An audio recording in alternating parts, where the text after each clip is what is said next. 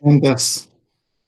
Seguimos estando en el día 8 de junio y hago una aclaración de las grabaciones porque el 8 de junio a las 18 horas, ahora son las 22:54, yo di la clase esta de Meister Eckhart y me olvidé de ponerla a grabar. Y como la debía para los otros cofrades que no estaban y que me han pedido que la grabe, ahora lo estoy dando por segunda vez. Y nunca las segundas partes fueron buenas, dice el dicho, pero tampoco van a ser igual a la anterior. Y espero que no sea peor que la anterior. Este, Meister Eckhart es uno de los genios de la mística y de los maestros de espiritualidad y es un revolucionario total. Nosotros hemos terminado el módulo anterior, que era ejercicios de teología mística, que era Dionisio Areopagita. Y Dionisio Areopagita es el padre de la mística, occidental y oriental, porque tiene a sus espaldas, en siglo III, IV y V, están los padres y madres del desierto. Entonces él tiene todo el bagaje inmenso, cualitativamente un tesoro, de la formación neoplatónica, que es Proclo, Plotino, Jámblico, etcétera, y se forma en ese contexto filosóficamente, que es neoplatónico y no cristiano, pero además tiene todo el bagaje de ser un cristiano. Tan cristiano era y quería aparecer siendo que se inventó ese personaje apócrifo, el más famoso y difundido de los apócrifos, los falsos autores, por eso le dicen pseudo Dionisio, después de 1000 y pico de años de crecer su prestigio, de que era del siglo I, que era el Dionisio que se había convertido al cristianismo siendo filósofo, estando en Atenas en la prédica de San Marzo. Bien, ahí está admitida Ana María también.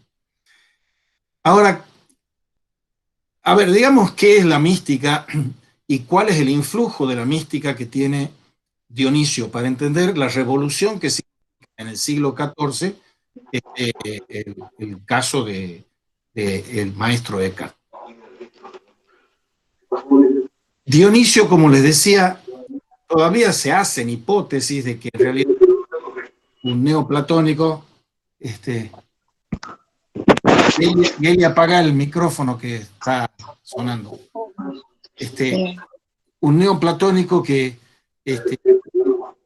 estaba enmascarado como cristiano para ser una especie de caballo de Troya respecto del cristianismo. Eso se decía de Dionisio, una de ellas, muy alocada, pero no imposible.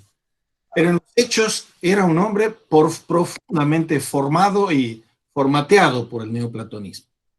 Y uno de esos pensadores neoplatónicos se llama Proclo. Y Proclo es el autor de las tríadas, de las trinidades, pero él es no cristiano. Y todo ese pensamiento trinitario teológico, cristológico, teológico cristiano, que empieza a discutir la cuestión de la Trinidad, la hace sobre el soporte especulativo y filosófico de Proclo. Entonces, de ahí sale, de todas esas tríadas, montones de tríadas, de ahí va a salir muchos siglos después la dialéctica trinitaria de Hegel, pero antes está por Dionisio las trinidades que hay en las discusiones trinitarias, por Dionisio, ahí está en Escoto Eriúgena. La Trinidad es fundamental. Y de esas tríadas queda que la tríada mística es las tres vías místicas son, por un lado, la purgativa, vía purgativa, por otro lado, la vía iluminativa y por otro lado, la vía unitiva. Eso siguió siendo matriz para la mística posterior incluso a Eckhart, ese molde neoplatónico. La revolución absoluta e innovadora, genial de Eckhart es haber puesto 4 y no 3 vías. Ahora, yo he elegido como primer libro para entrar aquí a Matthew Fox. Es un ex dominico, era tan bueno como dominico que lo declararon medio hereje y lo expulsaron de la orden, como suelen hacer con los buenos, y él recaló haciéndose monje, sacerdote anglicano. Pero este señor tiene una familiaridad con la obra de Eckhart y hace, entre otros libros, este librito que les he recomendado, que es Meditando con Meister Eckhart. Y este librito, que no es muy viejo, pero es una de las cimas dentro de la producción de Matthew Fox, que ha escrito más de 25 libros sobre espiritualidad y sobre cultura. Y el subtítulo es El camino es hermoso, placentero, alegre y familiar. Y en la introducción a eso, que es una frase del propio Eckhart, hay que volver a recordar lo que venimos diciendo desde el primer módulo de ejercicios de unificación. Que las columnas vertebrales de los ejercicios de la mística cristiana son la meditación y la espiritualidad. Y la meditación es ir al medio de uno mismo, ir al corazón de uno mismo, ir al centro de uno mismo. Uno mismo, el sí mismo, es el yo. Y uno de los hallazgos geniales del buen Eckhart, como veremos, es ese sí mismo, el nacimiento de Dios en mí. Ese es el nacimiento del sí mismo.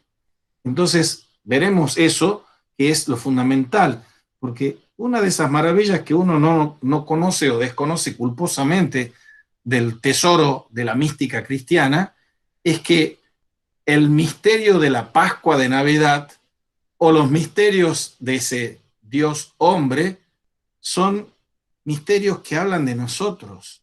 Dios nace, Pascua de Navidad, en mi corazón. Y eso es lo que hace la mística en el sentido de este buen señor.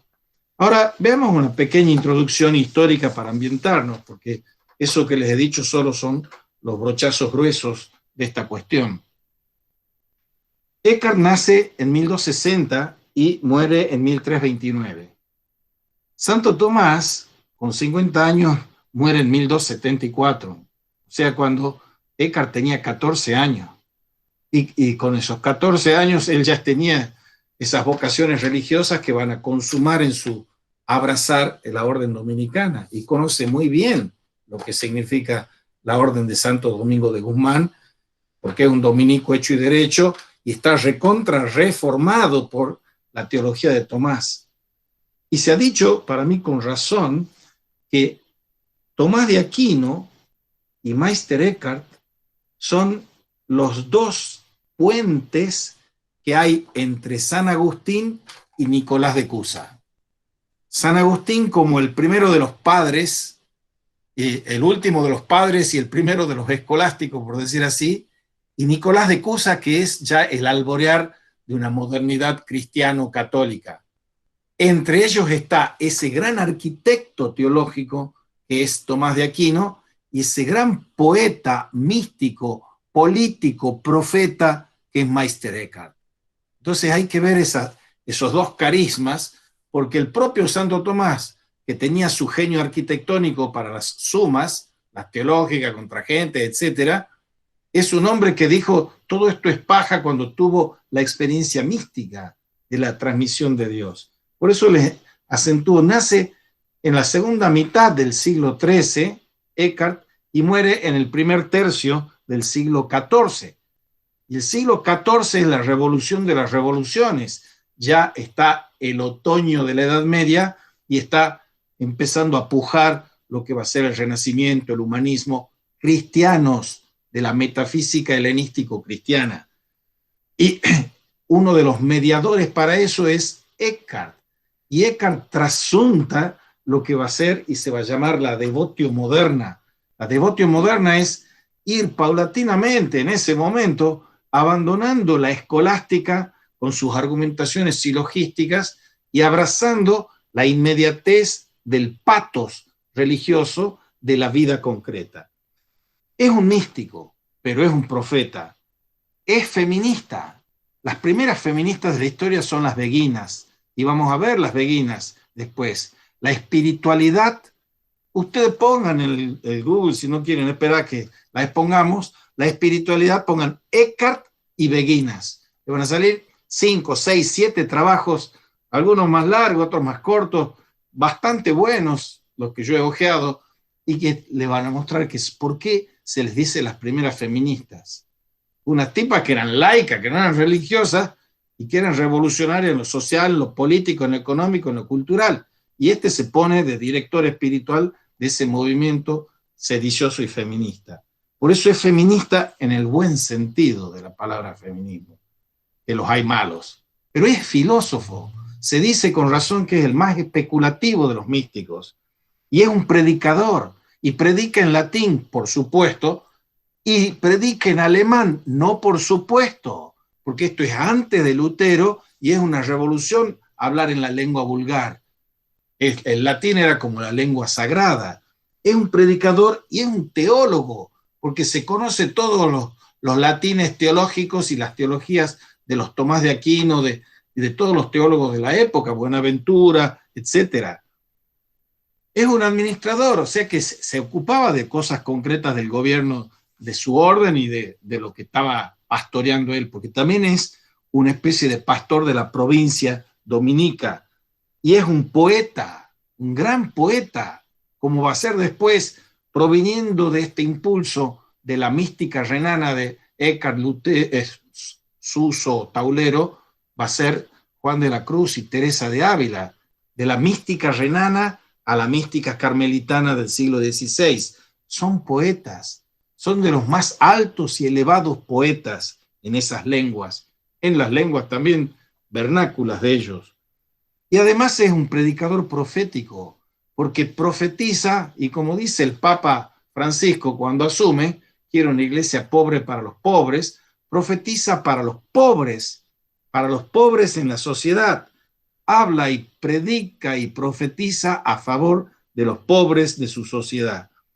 Pero ¿qué es lo que nos pasa a nosotros, los cristianos, que debiéramos estar estudiando todos los días Eckhart para rendir honor al tesoro que tenemos? No, lo lee Ernst Bloch, ateo marxista, lo lee Erich Fromm, otro ateo psicólogo genial del freudo-marxismo, lo leen los budistas, lo leen los hindúes, y los cristianos ni le damos bolilla al pobre Meister Eckhart, siendo nosotros los perjudicados por no atenderlo. Ahora, la tradición que encarna Eckhart es una tradición espiritual centrada en la creación. ¡Qué cosa hermosa! Pocos han hecho notar, como hace notar Eckhart, la cuestión de que ¿por dónde tenemos que empezar la espiritualidad? Y nosotros la empezamos así con amarillismo criminoso de serie de Netflix. Empezamos por el pecado, no empezamos por la creación. Y la espiritualidad tiene que empezar por la creación, porque la creación es la ternura, es el amor, es la dulzura, es la belleza, es la hermosura. En cambio, el pecado, claro que compensamos la truculencia de empezar por el pecado, diciendo es el pecado o la caída y la redención. Pero ¿y qué hay de informar, de formatear la espiritualidad desde la creación? Vamos a ver lo que significa eso. No tenemos que comenzar por el pecado de la humanidad. La tradición centrada en la creación, que representa Eckhart, comienza con el potencial humano de actuar divinamente por medio de la compasión. Hablábamos de la protohistoria de la fe, principio fraternidad. Hablábamos de la historia del amor, principio compasión. Y hablábamos de la poshistoria de la esperanza, y que es el principio misericordia. El principio compasión es el núcleo del budismo, pero es el núcleo del evangelio y del cristianismo, la compasión. El buen samaritano, Mateo 25, etc. Porque la compasión es la que insufla ánimo, espíritu, al espíritu creador, creativo, y al espíritu de compartir belleza, hermosura. La creatividad y el compartir la belleza proceden de ser empático y compasivo, porque yo no puedo crear belleza si no tengo esa empatía y esa compasión. Ni siquiera por esas razones Eckhart recibe una atención como debiera recibirla entre nosotros. Y nosotros estamos también obsesionados con nuestra capacidad de pecar. Y por supuesto, en el siglo XX y el XXI, dice Matthew Fox, es más que evidente, por más que no lo llamemos así, que tenemos una gran capacidad de pecar y de pecado. o casualidad, no es casualidad, los místicos son los que tienen más autoconciencia y sensibilidad para el hecho de ser pecadores o empecatados. Y Eckhart se refiere a su camino espiritual, y recordemos, meditación y contemplación implican espiritualidad, y espiritualidad significa el camino de la interiorización, de la interioridad, que es un camino, dice la mística, de la divinización. Esa interiorización del camino espiritual, dice, este camino, dice Eckhart, es hermoso, placentero, alegre, familiar. Ahora, Eckhart no era un monje académico, no era un monje de aulas o de claustros que se encierra o de ermitas. Era un hombre de, como exclaustrado siendo un hombre de claustro, que estaba en la calle, estaba en la vida concreta, y todo lo que habla y dice y siente y piensa de la mística es nutriéndose de la vida. Es un canto y una afirmación de la vida. El claustro no lo usa como un refugio en contra del dolor, en contra de la política o de los compromisos sociales. Él es culto, es educado, es profesor, pero su maduración espiritual más profunda no ocurre en el ámbito de lo académico, sino involucrándose con el movimiento laico feminista de las beguinas de su época. Por eso la importancia de que veamos lo de las beguinas después. Quizás por eso pudo declarar, a la inversa de quienes se refugian cómodamente en lo académico, que, comillas, cito a Eckhart, viviendo es como se aprenden las enseñanzas más nobles. Viviendo, no teorizando sobre la vida, ni haciendo una filosofía de la vida. Viviendo es como se aprenden las enseñanzas más nobles. Y en esta tradición espiritual de la creación predicada por Eckhart, está la creencia firme que la vida misma, ¿qué es? Es vivir, es morir, es crecer, es pecar. Hay algunos sin pecado concebido entre los hombres. Es crecer, es pecar, es gemir, es celebrar, es la energía creativa de Dios. ¿Y quién es Dios? Dios es dabar, en hebreo es la palabra puesta en movimiento. Dabar es Dios en movimiento. Dios es vida y Dios es movimiento, palabra, verbo que se está moviendo con el Hijo. Y para ser Dios, palabra, que es vida, lo que nos enseña la pedagogía divina es que tenemos que siempre, siempre, siempre confiar en la vida. Confiar incondicionalmente en la vida, sea lo que fuese que la vida nos depara. En las propias experiencias vitales tenemos que nutrir nuestro camino y nuestro itinerario espiritual. Y esto es lo que le enseñó a los seguidores y oyentes Eckhart, y nos sigue enseñando a los que lo escuchamos y leemos a él, con espíritu, con mente, con corazón abiertos. Y por más importante que sea el conocimiento, la teología en nuestras vidas, el camino espiritual comienza, sin embargo, siempre, siempre, siempre en el corazón. El corazón, la oración del corazón, enseñaban los padres del desierto. La oración de Jesús es la oración del corazón. Y el camino espiritual es el camino al corazón por el corazón. El camino al corazón es toda una forma de vivir y de itinerar espiritualmente de forma cordial. ¿Por dónde tenemos que comenzar?, pregunta Eckhart. Empieza por el corazón, contesta Eckhart, pues la fuente de la vida surge del corazón y de allí corre circularmente. Obsérvame Eckhart. Para Eckhart, ser espiritual es estar despierto y es estar vivo. Y todos vivimos muriendo cuando estamos dormidos. ¿Dormidos a qué? Dormidos a la vida. No somos ni esicastas ni padres vigilantes, como eran los padres y madres del desierto. Estamos dormidos, somos las vírgenes necias. en estas metáforas del Evangelio. Ser espiritual significa estar despierto, significa estar vivo, y la santidad de la vida misma es lo que fascina absolutamente a Eckhart. La vida espiritual comienza donde lo hace la vida. La vida espiritual comienza en la fuente de la vida, en el corazón. El camino espiritual en el que Eckhart nos invita a ingresar, a transitar, consta, esta es la novedad y la creación genial de Eckhart, en 4 vías, no en las 3 del neoplatonismo, dice Fox. Y ese cuádruple camino es el que voy a empezar a reseñar yo ahora, muy solo con los títulos y subtítulos, porque este librito son todos palabras de Eckhart traducidas por Fox, y palabras de Eckhart organizadas tipográficamente como poemas. Es así, es una belleza. Y todo esto es Eckhart mostrando y consignando las 4 vías. La primera vía, la creación. Esa es la vía positiva. Nuestra primera experiencia de Dios es la belleza y la gloria. No hay que pararse un poquito a pensar lo que está diciendo ahí. Es lo bello y lo glorioso. Eso es lo primero que experimentamos de Dios.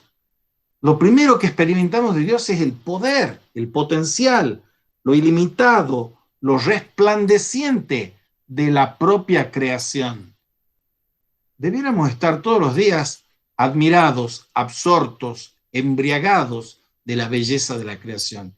Y vamos como zombies, adormilados, sin atender y dar gracias a Dios por la belleza de todos los dones que nos rodean, espaciales, temporales, naturales o lo que fuese. Y el cosmos, como nosotros mismos, en tanto microcosmos e imágenes del Creador, somos como experimentados, no como objetos que están allí afuera, como ser en el mundo, como dice Heidegger. No somos un ser en el mundo, nosotros somos el mundo. No hay distinción entre mí mismo y el mundo, como no la hay entre mí mismo y Dios. Eso es el pensamiento no dual, el pensamiento profundamente unificador y unificado de Eckhart y de todos los místicos y de todos los cristianos cabales, obviamente. Por eso, no tenemos que buscarnos allí fuera, no foris ille, no te vayas afuera, decía San Agustín, porque tenés que ir adentro tuyo. Somos nosotros, con ese interior íntimo meo y superior sumo meo, somos nosotros sacramentos, portadores de divinidad. El hombre es sacramento portador de la divinidad. Esa es la primera vía, la vía positiva, que no tiene que confundirse con la teología positiva de la Suma Teológica, que en esencia está asentada en la negativa, Tomás de Aquino incluido. La segunda vía es la vía negativa, y esa vía negativa se llama soltar y dejar ser. Esas palabras, soltar y dejar ser, en alemán tienen una connotación. Dejar ser al ser es la Gelassenheit, que va a ser el título de un escritito de Heidegger, porque nosotros tenemos una pulsión posesiva, agarradora, aferrándonos a las cosas, a las personas, a los conceptos. Eso es exactamente lo contrario del dejar ser, del no aferrarnos, de abandonarnos a nosotros mismos, abandonar nuestras ideas, nuestras percepciones. Por más divina que sea toda la creación, la persona humana tiene que aprender a soltar las cosas para dejarlas ser cosas y aprender la reverencia. Las cosas también son vestigios de Dios, que tienen un vestigio trinitario del Dios creador trinitario. Todo está creado a imagen y semejanza de la Trinidad. Y el hombre por encima del resto de la creación, pero eso no es para despreciar al hermano lobo o a la hermana luna o al hermano sol, que confraternizan con nosotros en esa creación. Nosotros estamos encomendados por Dios a volver a llevar toda la creación de vuelta a Dios. El esquema neoplatónico ahí sí funciona, todo sale de Dios y está llamado a volver a Dios, pero el volver a Dios lo hace distinto un chimpancé, una oruga o un ser humano. Porque el ser humano, a diferencia del chimpancé y de oruga, con toda la infinita dignidad que tienen, como lo menciona a ellos, a la oruga la menciona, no son voluntades racionales. Entonces nosotros tenemos un compromiso y una obligación mayor. Entonces tenemos que dejar ser las cosas y aprender a reverenciarlas, verles también esa dimensión sacral, el sacramento de la materia, decía el padre Teilhard de Chardin. No es que las cosas sean malas, pero la propensión que tenemos los hombres a aferrarnos a las cosas, esa sí es dañina. Y esa propensión a aferrarnos a las cosas, a agarrar, a poseer, sea para poseer y cosificar a una pareja, sea para poseer y cosificarse a uno mismo, adorando a un auto de lujo o adorando un montón de dinero. Todas esas pulsiones de posesión es lo contrario de soltar y dejar ser, porque lo que genera ese aferrarse es el dualismo.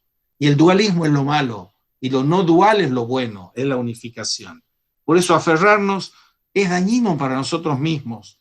Crea los dualismos que son los que dan lugar al pecado. El pecado está prohijado por el dualismo. Entonces, al soltar y dejar ser, aprendemos nuevos niveles de confianza, incluyendo la confianza en la oscuridad, la confianza en nuestras experiencias de la nada, nuestra oscuridad y nuestra nada personal y política. Nosotros tenemos ese dualismo espantoso de decir en argentinos, yo argentino, de hacernos irresponsables de qué es lo que pasa a nivel político. Esas oscuridades espantosas que puestos en uno de los labios de la grieta, propinamos a los otros que están del otro lado de la grieta, son nuestras oscuridades, pero no son las oscuridades de los que se dedican a la política profesionalmente, es de los ciudadanos argentinos. Y esa irresponsabilidad de no hacer política y de no ocuparnos de la política es que nosotros nos solazamos y nos beneficiamos de vivir en esas oscuridades en el mal sentido de la palabra. Cuando veíamos la música del silencio, veíamos esos ángeles de cada hora y veíamos que cuando llegaba completas, estábamos llegando a que la noche también puede tener un sentido eminentemente positivo. Pero nosotros no lo tomamos cuando somos irresponsables y pecadores en sentido positivo. Lo estamos tomando en un sentido negativo. Entonces aquí tenemos que aprender a confiar incluso en la oscuridad, incluso en nuestras sombras, incluso en nuestras nadas. Porque este señor es tan atrevido, el señor Eckhart, que en un pasaje, que lo vamos a leer después, dice, Dios es nada. Y en otro dice, Dios, libérame de Dios. Porque hay que aprender a distinguir entre lo divino y Dios. Y Dios, si uno le pone el nombre o lo concibe como un ente, lo está nadificando. Dios es nada, nada de lo que nosotros decimos que es Dios. Bien, pasemos a la tercera vía. Irrupción y nacimiento de sí mismo. Irrupción y nacimiento de Dios y del sí mismo como hijo de Dios. ¿Cómo nace Dios en mí? Ese es uno de los temas centrales de Eckhart. Dios nace en mí. Eso es lo fundamental. Y esa es la Navidad, practicándose en mí. Si no, la Navidad no acontece en mi persona singular, yo no he nacido como sí mismo. Y voy a estar naufragando y vegetando y boyando en las superfluidades y estupideces e idioteces de mi yo superfluo y superficial, superfluo, que anda flotando por ahí, como dice Keating, y que no va al fondo del mar, está en el éxtasis puro, la alienación pura, y no llega al éxtasis. Por eso, irrupción y nacimiento del sí mismo. ¿Qué dice del sí mismo Freud? No existe el sí mismo para Freud. Existe el yo, el superyo, pero no existe el sí mismo. La mismidad es Dios en mí. Y si no está Dios en mí, ¿qué es lo que está en mi yo profundo? ¿Qué está? Esa masa del iceberg soterrada, que son las pulsiones de Eros y Tánatos. Ese es lo que hace de exclusa el yo para ir del del ello al super yo. No, el sí mismo se lo denuncia la Wittgenstein a Freud. Dice, ¿qué se puede esperar de una psicología que ha anulado el espíritu? El espíritu de Dios en mí. Eso es lo que tiene que nacer. Y ese es el bautismo para nosotros. Ahora, luego de que nos hemos vaciado por la segunda vía, viene la unión. Esa es la unión con Dios, la divinización, la homotheosis. Y esa unión es la realización de la unión y del nacimiento. Para Eckhart, toda experiencia de unión y de nacimiento es algo que tiene que dar fruto. Y Eckhart cita el Evangelio que dice, por sus frutos los conoceréis. Y será fruto del espíritu o será fruto del antiespíritu, de la carne en sentido negativo. Por sus frutos los conoceréis. Y hablando de frutos hay que hablar de creatividad. Los hombres hemos llamado a ser co-creadores con Jesucristo, con Dios, que es el creador, por antonomasia. Pero nosotros estamos llamados a ser co-creadores porque somos hechos a imagen y semejanza de ese Dios unitrino. La creatividad y la creación no se la podemos dejar solo al benemérito señor Friedrich Nietzsche con la de la creatividad. ¿Qué es la creatividad? ¿El superhombre? No, la creatividad es hacer bien el bien, hacer bellamente lo bello. Y eso está en la potestad nuestra. Sí y solo sí nace en nosotros el sí mismo. El sí mismo es la fuente de la creatividad. No es que me haga el surrealista loquito así de la libre asociación y haga cualquier cosita, cualquier rayita y la venda por $200,000, porque encuentro giles que la paguen. La creatividad es la creatividad de todo hombre y cada hombre para ser creativos creando la obra de arte que es su vida. Esa es la obra de arte única que tenemos que hacer. Ser creativos para crear la obra de arte de mi vida en cada instante, en cada momento. Y esa es una creatividad que se torna síntoma y resultado de la auténtica espiritualidad para Eckhart. Vamos a la cuarta y última paso, que no es menos revolucionario que los anteriores. Y aquí nos va a hablar de la justicia. La nueva creación, dice, la nueva creación es compasión y es justicia social. Porque el ser humano puede usar su creatividad también en los senderos del mal. Cuando uno ve esa gente muy ingeniosa para hacer cosas malas, o se ve a uno mismo ingeniosamente haciendo cosas malas, estamos usando, y levante la mano el que no ha usado así, la imaginación de uno para crear más sufrimiento, para crear más violencia, o para crear más sadismo. Es que nosotros estamos libres para tirar la primera piedra, que nosotros no somos violentos, que no somos sádicos, que no produzcamos sufrimiento. Bueno, si los levantan, me decís uno hipócrita, porque somos eso. No estamos diciendo allá están los malos y aquí estamos los buenos. El corazón del hombre no hace el bien que quiere y hace el mal que no quiere. Esa división del pecado dentro mío es eso de que el pábulo del mal, esa mechita de la vela del mal, la tenemos nosotros también prendida cada 2 por 3. Y entonces ese camino, ese sendero del mal, por el que usamos la imaginación, nos lleva a hacer actos de que Dios quiera nos arrepintamos de que lo hemos hecho y que nos demos cuenta que estaba mal que lo hemos hecho y que pidamos perdón y que hagamos propósito de enmienda. Pero de ahí, de este mecanismo que todos ustedes podrán reconocer, es algo que quieran ejercer de hipócritas, de este mecanismo es que Eckhart insiste. ¿Qué pasa?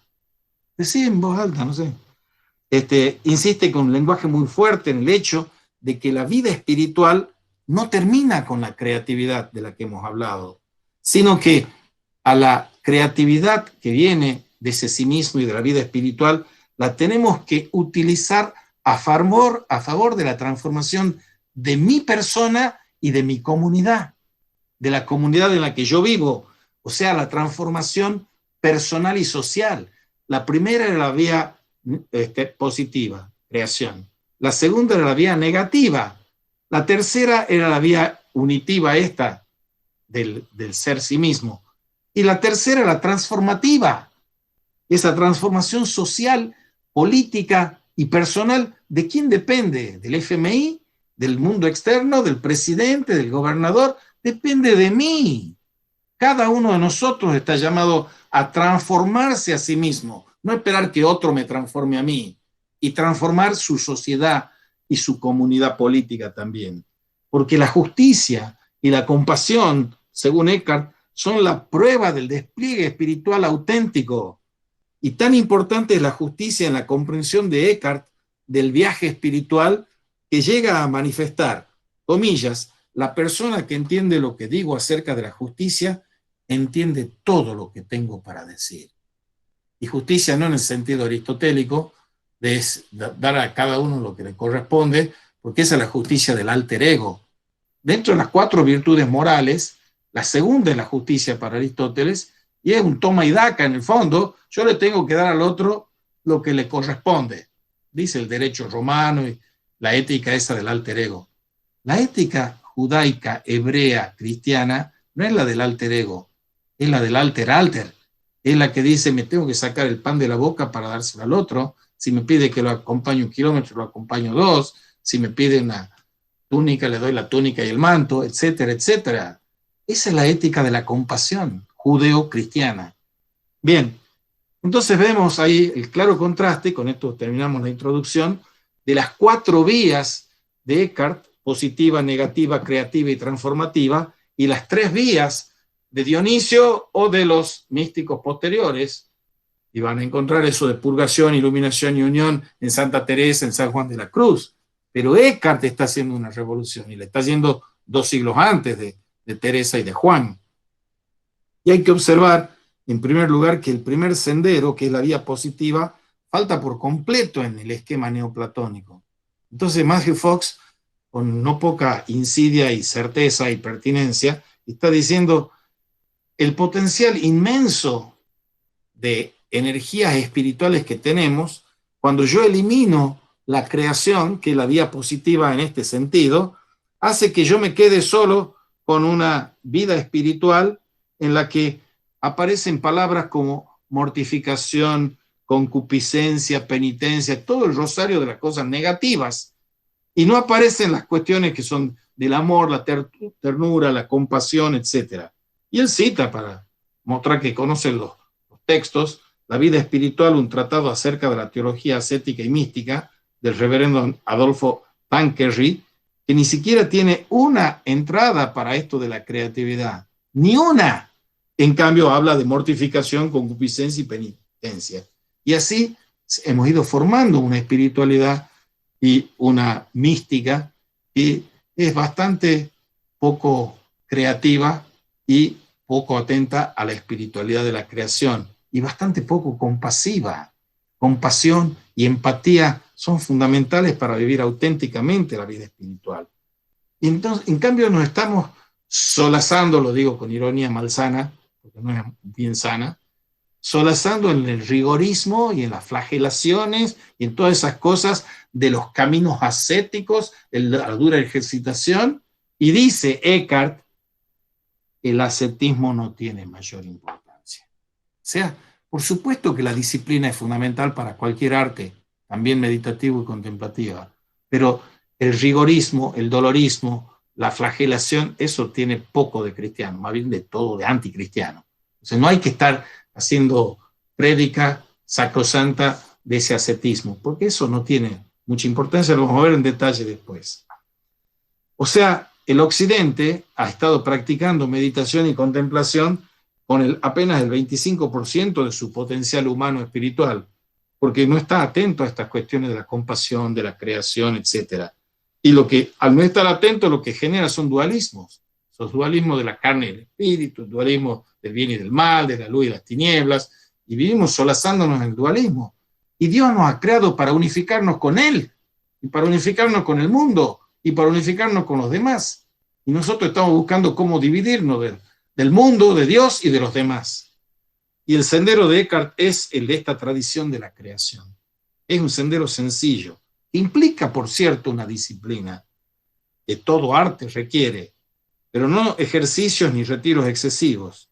Eckhart lo llama el sendero sin sendero, Lo simple es lo que dura.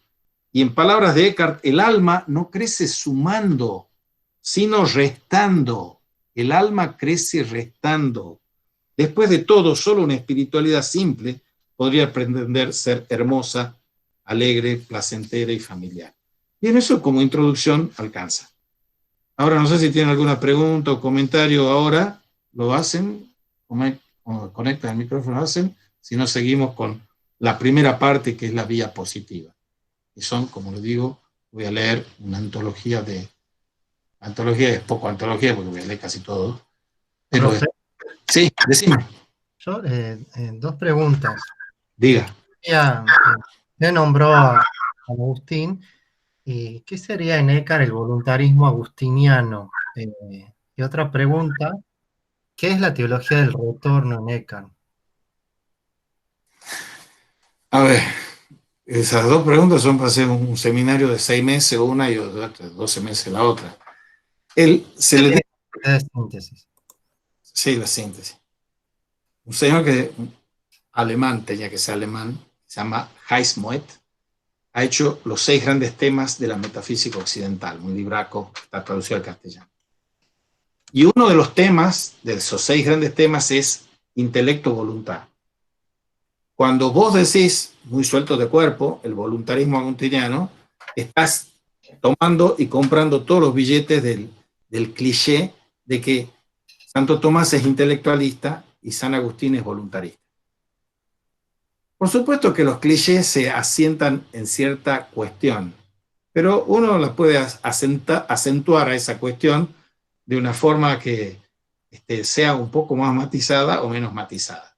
Más matizada sería decir que si uno lee los textos de Agustín, hagan ustedes la prueba y lee los textos de Santo Tomás, la sensibilidad a flor de piel de uno se queda mucho más con los textos de Agustín que con los textos de Santo Tomás. Los textos de Santo Tomás son, usando la expresión de Goethe, ese romántico poeta, es gris es el árbol de la ciencia y verde es el árbol de la vida. San Agustín es mucho más vitalista y existencialista, y Santo Tomás es mucho más científico. Y por supuesto, Santo Tomás también tiene sus efluvios poéticos por ahí, sobre el poeta del Santísimo Sacramento, el Tantum Erme y todas esas cosas.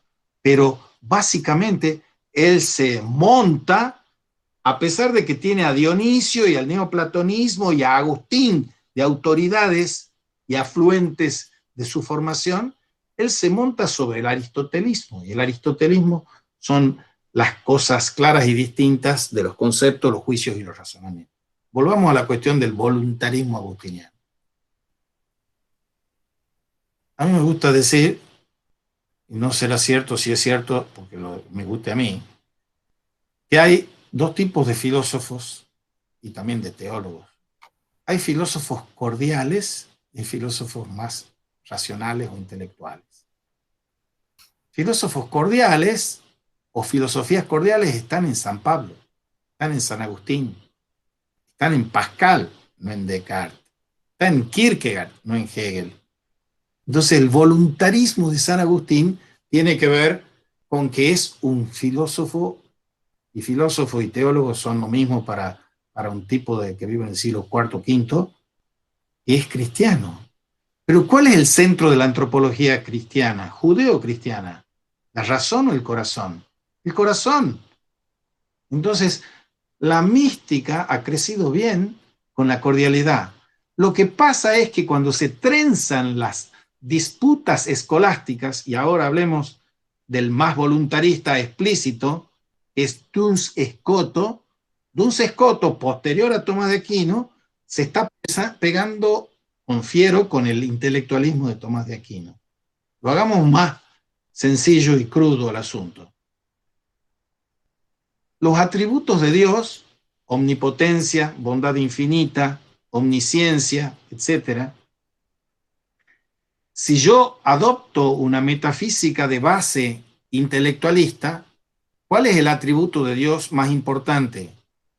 La omnisciencia.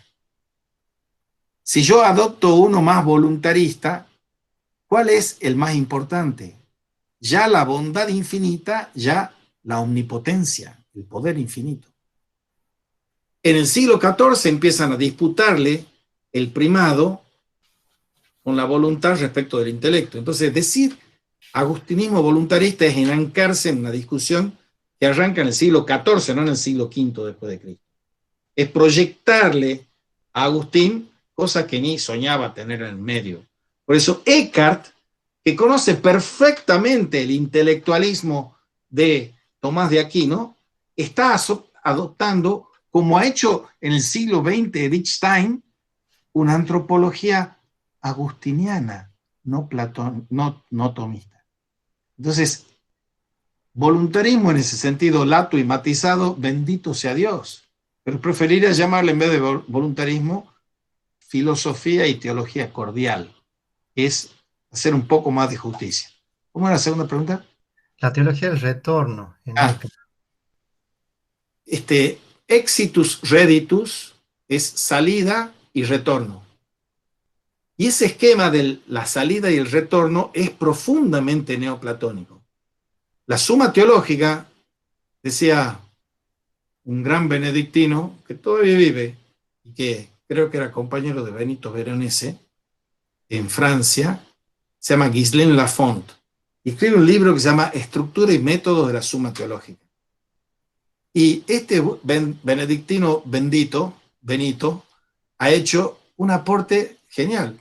Yo lo he leído cuando estaba haciendo medieval, pero me sirvió un montón para aprender a leerlo a Tomás de Aquino un poco menos intelectualistamente, como venía mandado por mi benemérito maestro, nunca suficientemente ponderado, que es Gaspar Risco. Gaspar estaba mucho más pegado a la concepción más intelectualista por Karl Rahner y todos ellos. En cambio, benedictino dice, la estructura de la suma teológica es una estructura de exitus reditus, es una estructura neoplatónica. Y San Dionisio, iba a decir, Dionisio, como le llamaba con familiaridad Tomás de Aquino y San Alberto Magno, Dionisio es el responsable del retorno. Eckhart, que lee a Dionisio, que lee a San Agustín, que sabe de los neoplatónicos y que conoce perfectamente al benemérito Tomás de Aquino, está siguiendo lo que siguen aquellos que se desmarcan del intelectualismo. Y si a eso lo querés llamar teología del retorno, bendito sea Dios. Si lo que querés llamar voluntarista, ponele corazón y ya está. Hacemos las Pascuas, vos y yo. Pero el asunto es que esas preguntas como las que haces vos, que son un poquito capciosas, por decirlo poco, son como, reclaman como estudios mucho más circunstanciados y detallados del brulote que te acabo de responder. Pero no sé si eso te alcanza por ahora para poder dormir. Sí, muy bien. Bueno. Profe. Diga. En relación a lo que decía Sergio, también tenía anotadas dos preguntas. En la segunda vía, la negativa, donde habla de soltar y dejar ser, esa usted decía, estamos encomendados a llevar la creación a Dios.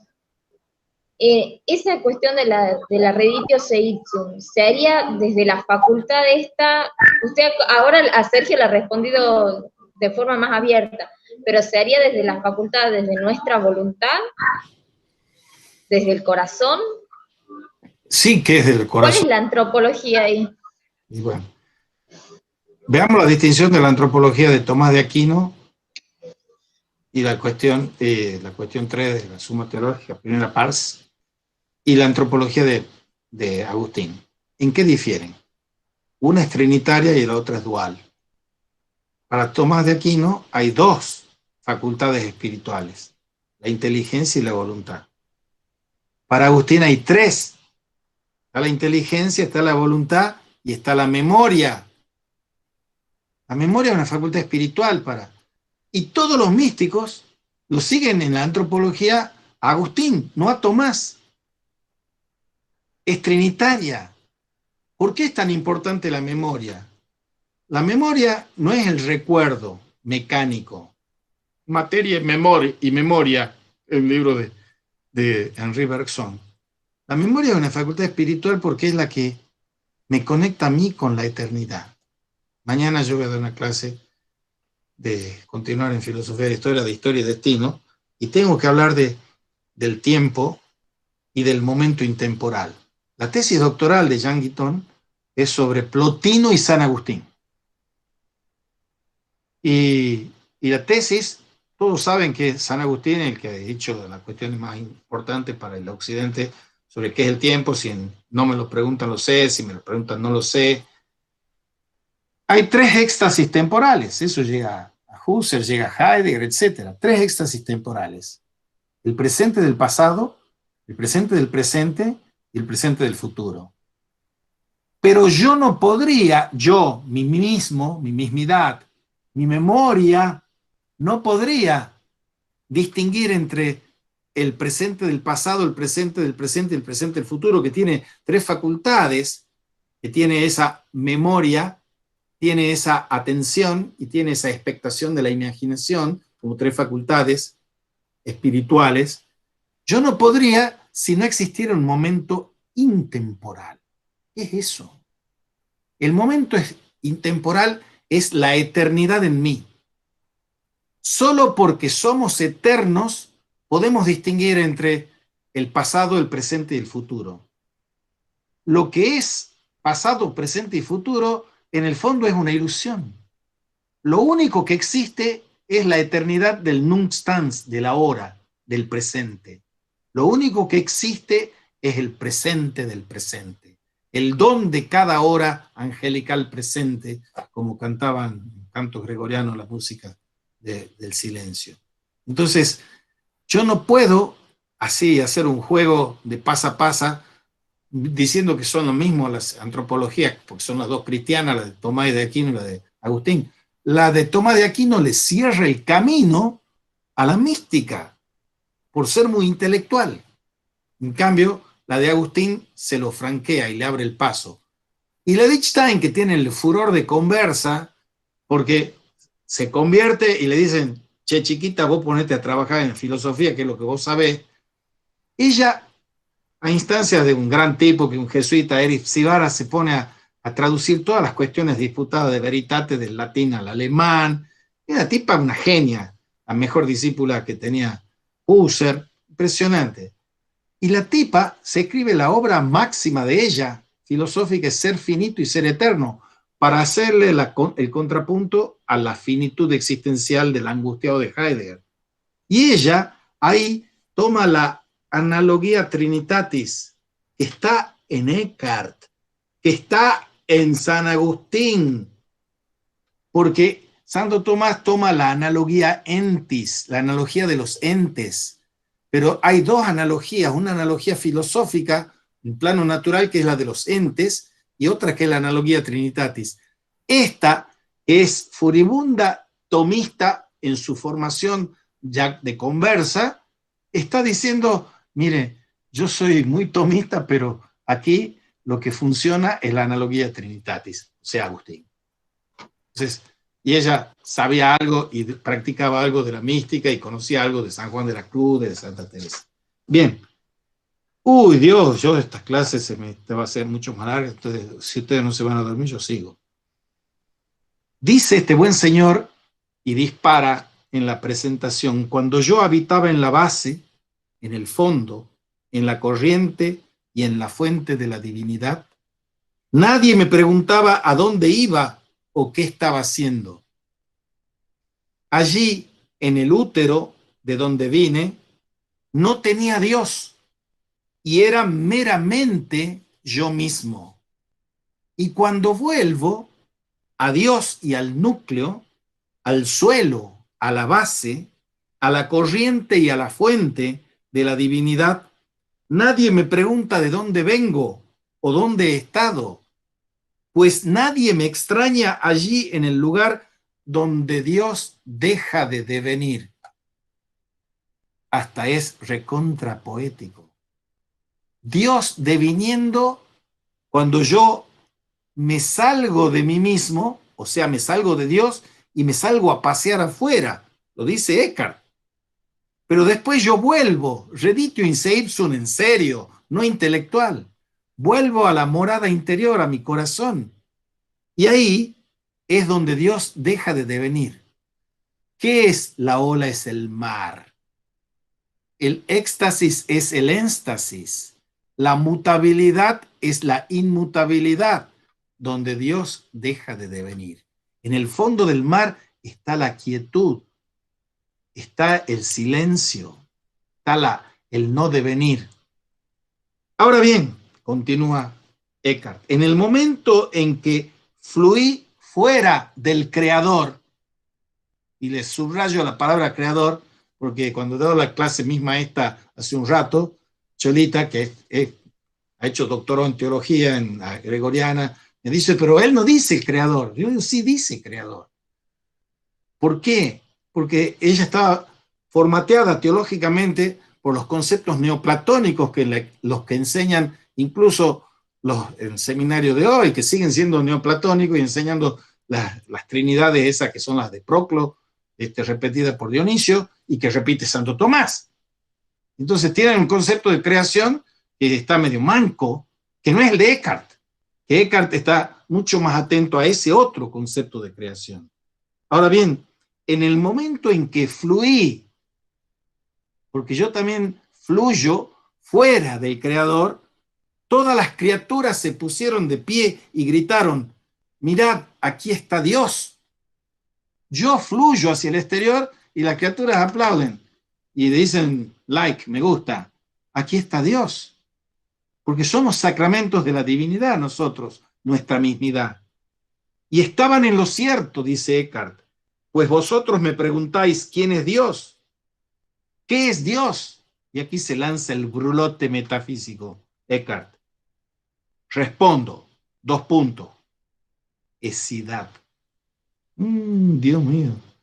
No busquen la palabra esidad en el diccionario de la Real Academia. Eseidad, dice el gran filósofo tucumano Benjamín Aybar. Ese es el acto de ser. Ens es el participio presente del ser. Esentia es la conjunción de ese y entia, la esencia. La esidad es, dicho así brutamente, me perdonarán ustedes que son cultores de las letras, la seridad, la índole sustantivada del ser. El ser es un verbo. ¿Cómo hago para sustantivar un verbo? El verbo en alemán se dice Zeitwort, la palabra tiempo. El verbo connota el tiempo. ¿Y cómo le doy una dignidad hipostática al verbo? Dios es esidad. ¿Qué es Dios? Es esidad. Esidad es Dios. En cada ese que existe está Dios. Dios está en todo y en todos. Dios está en todo. ¿Y a dónde vamos a ir a buscarlo a Dios? ¿Al cielo? Uy, has hecho un viaje medio largo si el Dios está aquí. Dios es absolutamente inmanente y absolutamente trascendente. Paradoja, me han dicho, sí, paradoja. Pero eso es, Dios es esidad, la esidad es Dios. Donde hay esidad, allí Dios es. La creación es el otorgamiento de esidad por parte de Dios. Y esto es porque Dios deviene allí donde alguna criatura expresa a Dios. Alguna criatura, también una oruguita, la menciona la oruguita, por eso le digo, ¿esidad es tan noble? Ninguna criatura es tan pequeña que carezca de esidad. Si una oruga cae de un árbol, se sube a una pared para preservar su esidad. Tan noble es la esidad. Si fueras capaz de privar a Dios de esidad, una piedra sería más noble que Dios, pues una piedra tiene esidad. ¿Qué es Dios? Dios es. ¿Qué es Dios? Dios es. Aprehende a Dios en todas las cosas, pues Dios está en todas las cosas. Cada criatura individual está llena de Dios y es un libro acerca de Dios. Cada criatura es una palabra de Dios. Si yo pasara el tiempo suficiente con la más ínfima criatura, incluso con una oruga, parece que tenía mucha experiencia con las orugas, Eckhart, Nunca tendría que preparar un sermón. Tan llena de Dios está cada criatura. Y la tierra no puede escapar del cielo. Que huya hacia arriba o que huya hacia abajo, el cielo sigue invadiéndola, energizándola, haciéndola sagrada. La tierra es sagrada, Pachamama. Todos los escondites revelan a Dios. Aunque quieras escapar de Dios, Él, y aquí la feminista de la Vanessa se va a alegrar, Él, ella, llega a tu falda. Él, ella, llega a tu falda. Pero no es una cuestión menor que ponga él barra ella, Eckhart. Porque los machistas y patriarcalistas ponían él solo. Solo los él llegan a la falda de Dios. Porque Dios está en casa y somos nosotros los que salimos a dar una vuelta. O sea, nosotros salimos a dar una vuelta y tenemos que volver a la casa. Dios es un gran río subterráneo que nadie puede embalsamar ni detener. Y ahora Dios está creando todas las cosas, pero no cesa de crear. Dios crea por siempre y por siempre comienza a crear. Y las criaturas están siempre siendo creadas y en proceso de comenzar a ser creadas. Dios encuentra deleite y embelezo en nosotros. Y todo lo que es bueno en las criaturas, toda su dulzura de miel viene de Dios. Todas las cosas son puras y nobles en Dios. Amamos todos según nuestra propia bondad. Dirá San Bernardo, el único modo de amar es amar sin modo. Y uno termina convirtiéndose en aquello o en aquella que ama. Uno se convierte en lo que ama, en quien ama. Por eso dice, amamos todos según nuestra propia bondad y debemos amar todo lo que nos conduce a Dios. Solo eso es amor. El ser de Dios es mi ser. Amo ergo sum, dirá Benjamín Aybar. Y el ser primordial de Dios es mi ser primordial. Si Dios es amor, si Dios es vida, mi ser primordial es amor y vida. Y donde quiera que yo esté, allí hay Dios. Y el ojo con el cual veo a Dios es el mismo ojo con el cual Dios me ve. Y todas las criaturas fluyen hacia afuera, permaneciendo sin embargo en Dios, para que puedan venir a Dios, recibir a Dios, habitar en Dios. Por esta razón, todo lo que existe está bañado en Dios, está envuelto en Dios, está a nuestro alrededor envolviéndonos. Ser es el círculo de Dios y en este círculo existen todas las criaturas. Todo lo que está en Dios es Dios. Ahora consideren esto, dice Eckhart. Dios está en todo, pero en nada está tanto como en el alma del hombre, en nuestra alma singular. Allí donde nunca penetra el tiempo, es el tema de la memoria como la posesión total de la eternidad en mí. Nunca penetra el tiempo, donde no brilla ninguna imagen. No es imagen móvil de la eternidad el tiempo, como quiere Platón. Somos eternidad. Ser finito, sí, dice Wittgenstein, pero ser eterno. Nosotros hemos sido creados para eternizarnos. Sentimos y experimentamos que somos eternos, dirá el señor Baruch Spinoza. Y todos nosotros tenemos que sentir y experimentar que somos eternos, porque somos eternos. Si somos eternos, no somos temporales, ni angustiados, ni apretados por el tiempo que se nos acaba con la cuenta regresiva de los años y minutos que nos quedan de vida.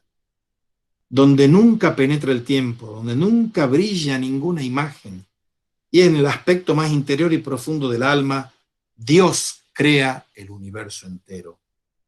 Y todo lo que Dios creó hace millones de años, dice Eckhart, y todo lo que será creado por Dios dentro de millones de años, dice Eckhart, y eso que no lo conocía Einstein, si el mundo dura hasta entonces, Dios lo está creando todo en los ámbitos más interiores y profundos del alma.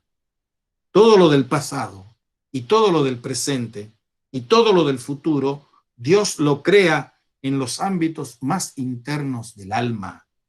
Deberíamos comprender a Dios por igual en todas las cosas, pues Dios está por igual en todas las cosas. Todos los seres se aman unos a otros.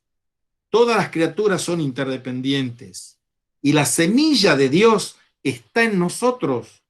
Ahora, la semilla de un peral se vuelve un peral y la semilla de un avellano se vuelve un avellano y una semilla de Dios se vuelve Dios. Esto sé, que la única manera de vivir es como la rosa, anticipando a Angelus Silesius, y la rosa que vive sin un porqué, sin un porqué. Puedes interrogar a la vida misma durante 1000 años con esta pregunta: ¿por qué vives? Preguntarle a la vida ¿por qué vives? Y la única respuesta que siempre obtendría sería: vivo para vivir. ¿Por qué sucede esto? Porque la vida proviene de su propio fundamento y surge de sí misma. Por lo tanto, la vida vive sin una razón. La vida vive para sí misma. ¿Y qué es la vida? La vida es una especie de hervor bullente en el que una cosa se derrama dentro de sí, se inunda y se desborda, se vierte en todas sus partes y finalmente rebosa, hirviendo y desbordando a sí mismo en algo externo. Y cuando decimos Dios es eterno, queremos decir Dios es eternamente joven. Cada acto de Dios es nuevo, porque Él renueva todas las cosas. Dios es lo más nuevo que hay, es lo más joven que hay. Dios es el comienzo, y si nos unimos a Él, nos tornamos nuevamente nuevos.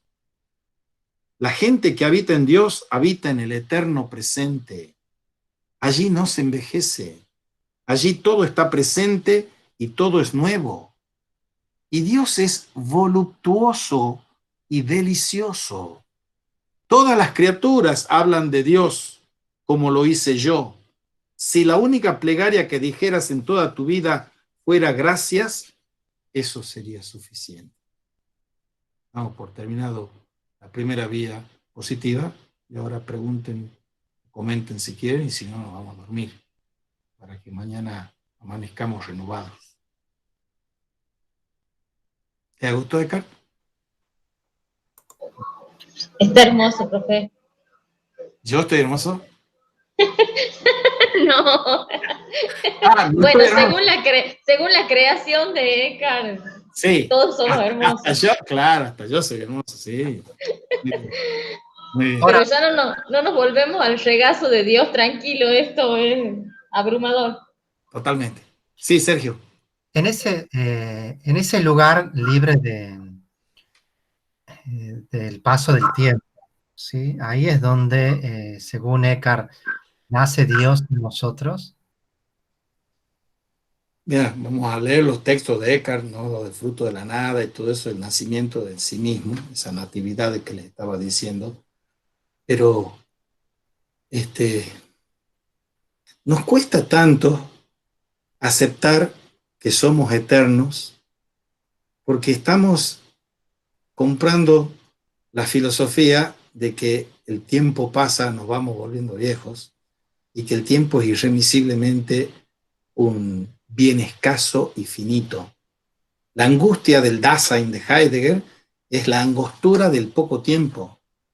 Y dice el Apocalipsis, con una sabiduría que habría que también leerlo un poco más como Eckhart: el diablo sabe que tiene poco tiempo y tiembla. O sea, las angustias que nosotros tenemos es porque no tenemos esperanza. La esperanza es saber y confiar que Dios es el eterno y que nos llama a nosotros a compartir el gozo eterno de la vida eterna. Y nosotros la verdad que no creemos en eso. No creemos ni en el gozo eterno, ni en la vida eterna, ni en las promesas de Dios. Entonces nuestra falta de fe, nuestra falta de esperanza y nuestra falta de amor son las que nos hacen vivir en clave de que el tiempo es una macana superlativa que se nos acaba rápido y que tenemos que comprar una máquina del tiempo para vivir mejor. Estoy viendo montones de esas series o culebrones que veo en Netflix y está una divertida que usan ese recurso de la máquina del tiempo, ¿no? De un, un matrimonio que está en la Primera Guerra Mundial y participa también, bueno, del siglo XX, y ella por una construida y unas cosas, unas piedras mágicas, se traslada al siglo XVII, una escocesa, no, a Escocia, y ahí tiene otra relación, otro amor, ahí queda embarazada, que no había podido quedar embarazada con el del siglo XX, después vuelve a pasar por la piedra. Es interesante porque los hombres en las ficciones, sean fílmicas, sean novelísticas, etcétera, vivimos tratando de hacer ese juego de las máquinas del tiempo. ¿Por qué? Porque no tenemos esperanza. Entonces buscamos suplementos de la esperanza en esas máquinas del tiempo ficticias. Si nosotros aceptáramos, pero con fe grandota, con esperanza grandota y con amor grandote, que este instante presente es la eternidad, que hay una eternidad que se está colando en cada instante, como dice Kierkegaard, como dicen todos los cristianos. Viven su vida como si este instante fuera el instante del juicio final, el instante escatológico. Si uno viviera con esa fruición como vivió el santo Tomás Moro hasta el momento que lo estaban por cortar la cabecita, es vivir así, vivir acordándose de las postrimerías para no sucumbir en los pecados. La lista de los 7 pecados capitales son las víctimas, los pecadores capitales que somos nosotros, somos las víctimas de la falta de amor, la falta de esperanza y la falta de caridad. Entonces, ¿de qué vale ponernos a hacer conjeturas metafísicas sobre qué significa el tiempo? Si son pamplinas, o hay eternidad o no hay eternidad. Y si hay eternidad, uno vive conforme a la eternidad que cree lo invite a uno o no. Ese es el punto. Tiene mucha relación con la actualidad de la física cuántica también, ¿no? Y bueno, sí. En esta cuestión del desafío del tiempo. Por supuesto que sí, pero andaba a escuchar la clase sobre cuestiones cuánticas que he dado yo. Ayer he terminado Metafísica de la Materia, de un astrofísico cura que ha muerto hace poco, Carreira, y que hablamos de eso. Todos los grandes físicos terminan haciendo filosofía, bastante canyengue, pero terminan haciendo filosofía. Y filosofía, como dice en La ola es el mar, el bendito Willy Jäger, son los físicos de punta, de vanguardia, los que van a salvar la metafísica. Porque ellos están viendo cuestiones que son inobservables, que son metafísicas. Yo les explicaba con esto la metafísica de la materia, que es un manualito que hacía en la Universidad de Comillas, Carreira, que dice, ¿qué pronombre interrogativo es el que guía las preguntas de la física? ¿Cómo? ¿Cómo funcionan las cosas? ¿Y qué pronombre interrogativo guía las preguntas de la filosofía? ¿Por qué y para qué?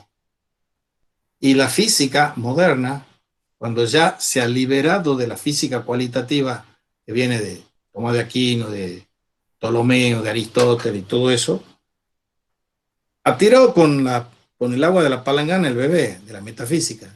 Entonces se han dedicado a consagrar que la física y la física moderna cuantitativa es el único conocimiento válido. Todo eso le produce un resquemor bastante gordo cuando viene Heisenberg, Planck, Schrödinger, todos esos buenos señores, Einstein, que están poniendo en cuestión cómo está constituida la materia, qué es el tiempo, qué es el espacio. Y los buenos físicos, que son buenos filósofos como Carreira, saben perfectamente de dónde provienen las cuestiones filosóficas de esto del tiempo. Como vos decís, es perfectamente aplicable según qué físico. Porque el genio y tarado de Hawking, Stephen Hawking, que Dios lo tenga en su gloria, él sostenía cosas que son anticientíficas y las sostenía desde el prestigio de que es científico.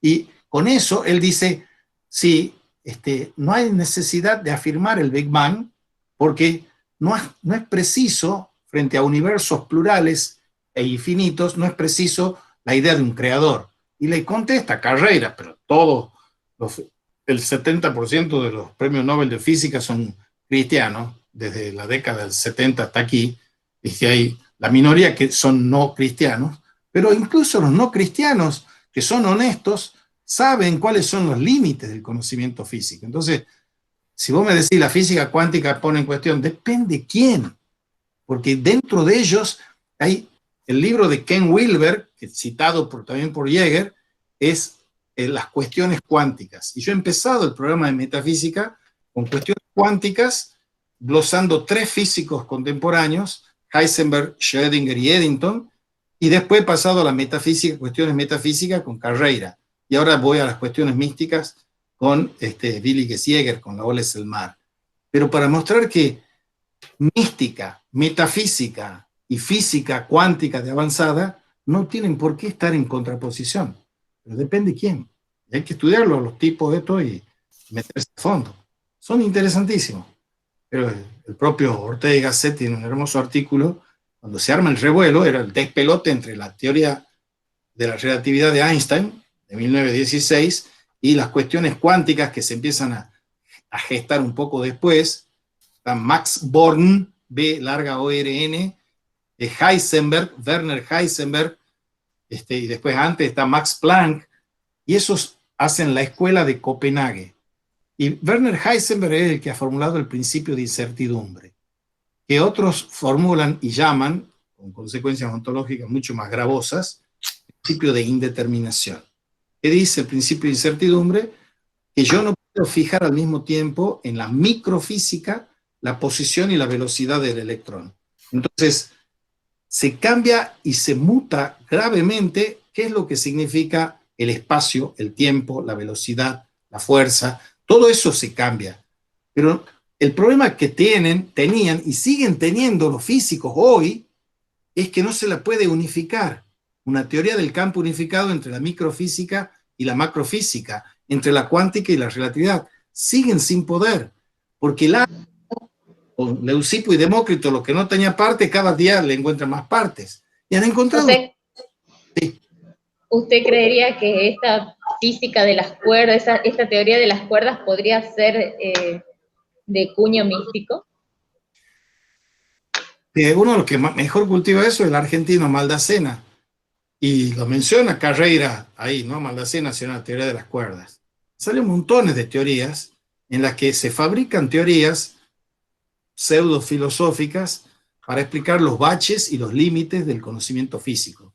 Si hay conocimiento físico en sentido moderno, tiene que ser refrendado por un referendo experimental. Ahora, si lo que los físicos conocen, en el mejor de los casos, es un 5, un 7% de toda la masa de materia que hay, el otro 95% es la materia oscura, la materia negra, de lo que no conoce nadie, y menos puede experimentar. Entonces yo no puedo fantasear alegre e impunemente qué sucedería si hubiese universos, infinitos universos. Ay, yo tengo un dado, tiene 6 números el dado, y en el universo 1 cae el 1, en el universo 2 puede caer el 2, en los infinitos números de las probabilidades tengo que postular universos infinitos. Bueno, eso, dice Carreira, es un absurdo. Que no se puede experimentar y uno puede postular cualquier cosa. Que los elefantes son una columna, que son una manguera, etc. Pero eso no tiene ningún refrendo experimental. Y yo no puedo afirmar nada y decir de nada físico, material, que es infinito. Puedo decir que es inmenso, pero no que es infinito. Porque la infinitud puede existir en matemática, pero no existe en física. Entonces, el tema de aceptar o no aceptar el Big Bang y decir que es el Big Bang o el Big Crunch y que son ciclos que, como un eterno retorno de lo mismo, es otro absurdo, dice Carreira. El universo es ilimitado, pero tiene fronteras. Por eso se puede, se puede expandir. ¿A dónde se podría expandir si no hubiese un espacio a donde expandirse? Espacio y tiempo son atributos de la materia. Entonces uno tiene que saber de qué está constituida la materia y cómo se comporta la materia. Esas son las cuestiones. Con esto que te acabo de torturar, o los acabo de torturar a ustedes, los torturo 10 veces peor a los chicos que se han tenido que chupar como 4 horas o más del libro de Carreira. que trató de hacerse lo más sencillo posible y el práctico hacer lo más sencillo posible. Pero es importante que uno, si quiere hacer metafísica en serio hoy, tenga el oído atento y la mente abierta, como hace Jäger, para qué es lo que están diciendo los biólogos, qué están diciendo los físicos hoy. Porque esas cosas sí tienen que ver con la mística. Y él dice, Jäger, la mística salva la teología y la física contemporánea salva la metafísica. Eso dice Jäger. Es genial ese Jäger. Un tipo que abre la cabeza y el corazón impresionante para ver que no, para ser místico no hace falta andar flagelándose tampoco. Y hablando de los absurdos y de ficciones, yo le quería compartir lo que dice Borges acerca de del liviano presente, cómo él lo ve en la niñez, ¿no? Dice, de los niños es el reino de los cielos. Se lee en el Evangelio de Marcos, en el versículo 14 del capítulo 10. Palabras dichas para siempre y de una veracidad literal, ya que en el cielo, que es el reino de Dios, el tiempo no existe, como tampoco existe para los niños. Los niños desconocen la sucesión, habitan el liviano presente, ignoran el deber de la esperanza y la gravedad del recuerdo. Viven en la más pura actualidad, casi en la eternidad. Hermoso, es de Borges. Hermoso, a pesar de lo metafísico de Borges, hermoso. Por eso le digo de los absurdos y ficciones. Claro, por eso le he puesto ficciones. Vas a Borges respecto de esas cuestiones. Por ejemplo, Albertito Rojo, el hijo del profesor Roberto Rojo, es físico, guitarrista y qué sé yo. Y yo he tenido una ocasión de juntarme una vez a panel para tirar mis invectivas poco sabias, sensatas y muy napolitanas. Y estos tipos, con toda la física que saben, pero él ha escrito cosas sobre Borges, sobre los universos paralelos y todo eso, que son los absurdos y ficciones.